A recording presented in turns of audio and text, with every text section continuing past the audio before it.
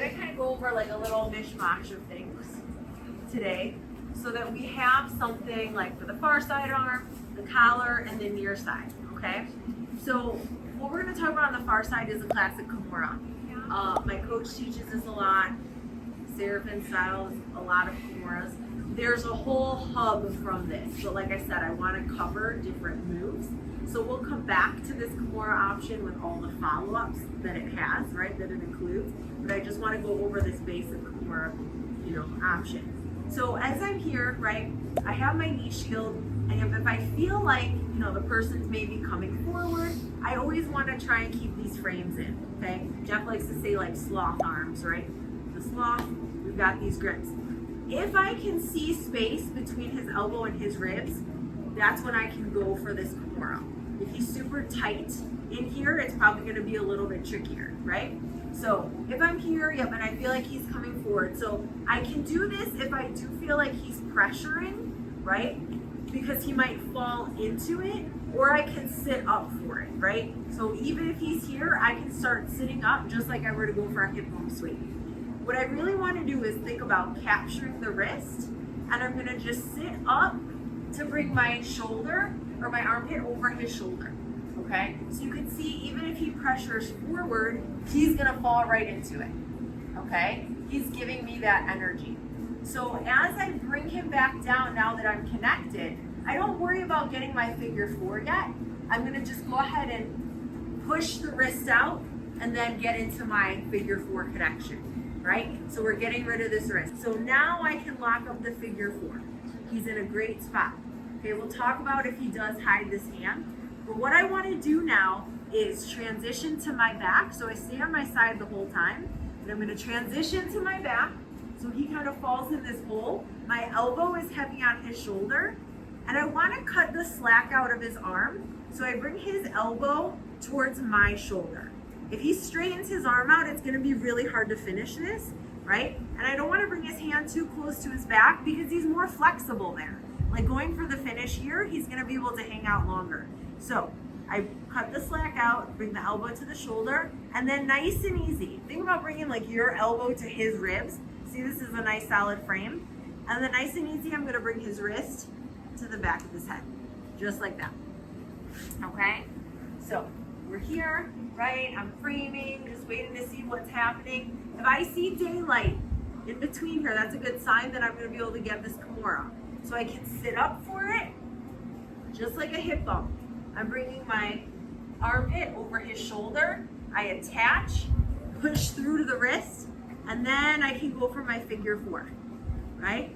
I transition to the back, get my frame in, cut out the slack, bring the wrist to the back of the head.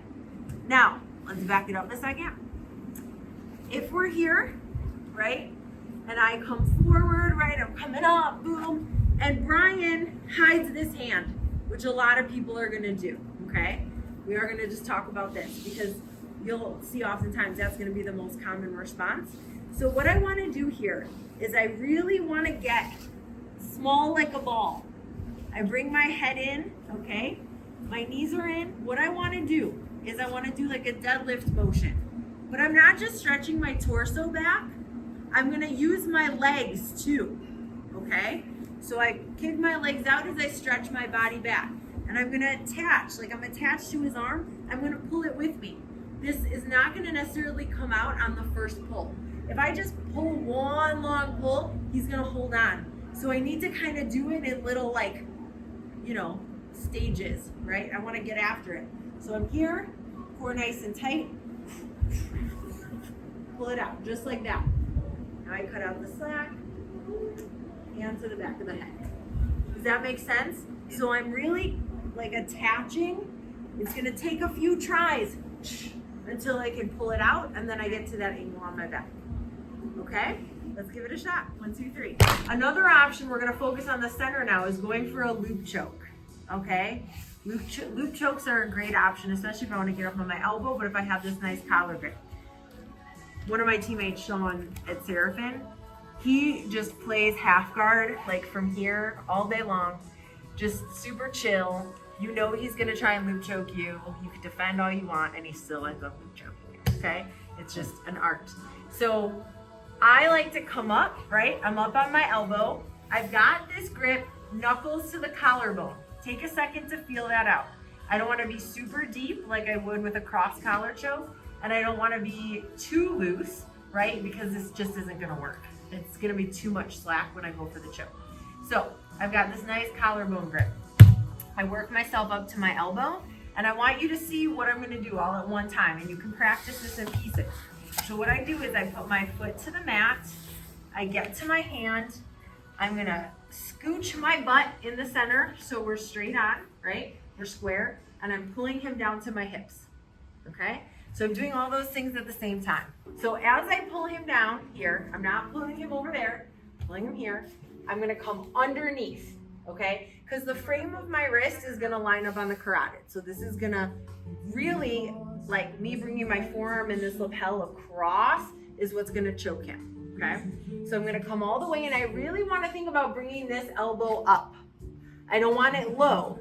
That's not gonna do anything, right? So I'm gonna come up, and right away, this hand, forearm actually, is gonna come right over the occipital ridge of his head. Not on the neck, not too high on the head. Elbows up, I pop my hand through. So I should be able to see my 5 fingers and wave at myself. I stay here. This was a good thing. Last night in women's class, someone was coming all the way over and losing the elbow. That's not gonna work. I wanna keep my forearm on his head, okay? Now, I'm gonna fall to my shoulder, okay? As I continue to straighten this arm and pull, a couple of things could happen here. Ideally, I want this leg over his back. It's gonna kind of keep him in the hole. So I fall, I'm gonna bring this leg here and pull. There's the finish. My leg on top of him is gonna keep him in the spot, okay? Now, if this leg or if this arm is in front, right? When I shift it to my side, I could always like kick my leg out, right? And come over the top, okay? But if his arm stays in front, it might be hard for me to get the choke, and I could turn it into a sweep, okay? So as I'm here, I pull him down, I come in. You wanna practice that.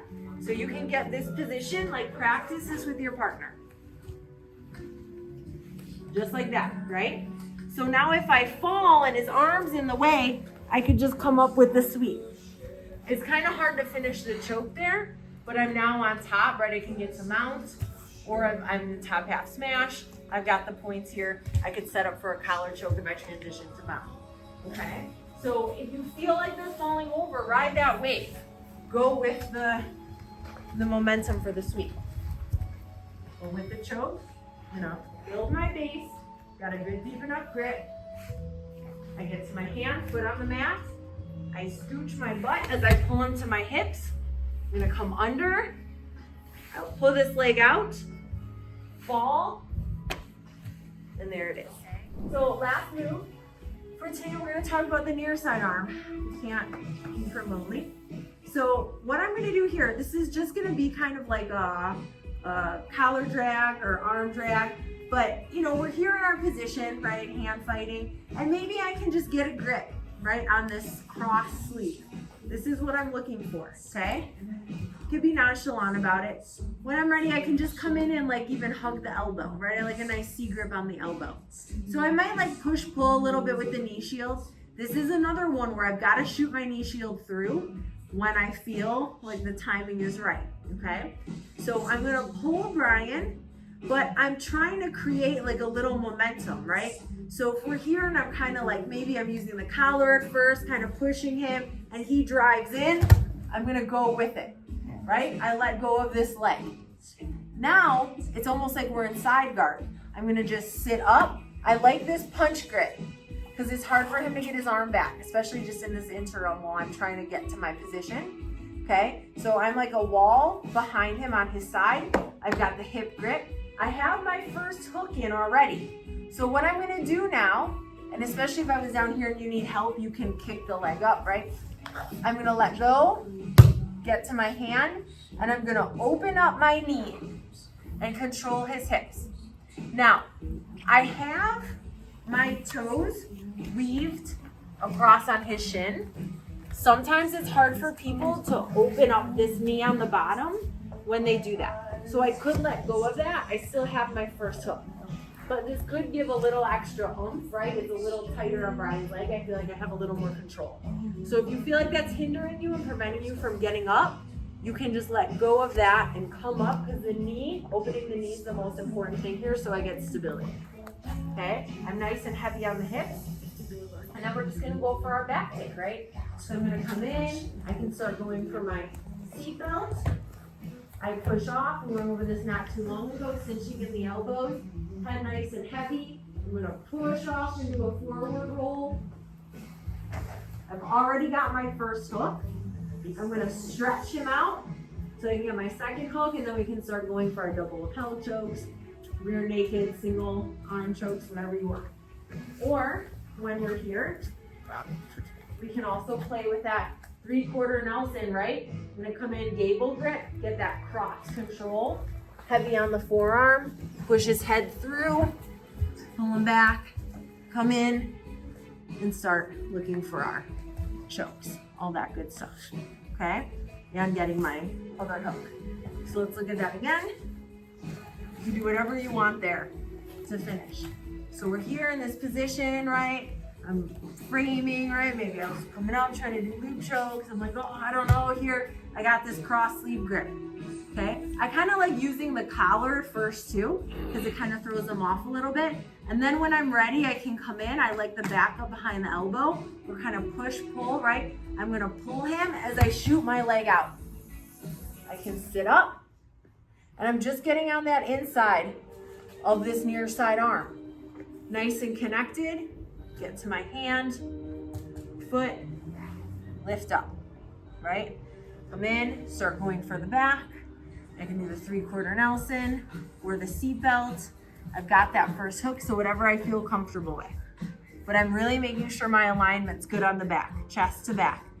This hip control is great, okay? I feel like I'm super connected with that first hook too. But I always wanna control the hips, right? And this allows me to do that. It's not where I don't have a hook in and I'm like up super high, right? So we're here, nice and controlled. Cinch in, push off. Use your shoulder and head to tuck, and then you can stretch back, get your hook, or go straight, for your nice double lapel chokes. Okay? Any questions on that? Okay, let's give it a shot. 1, 2, 3.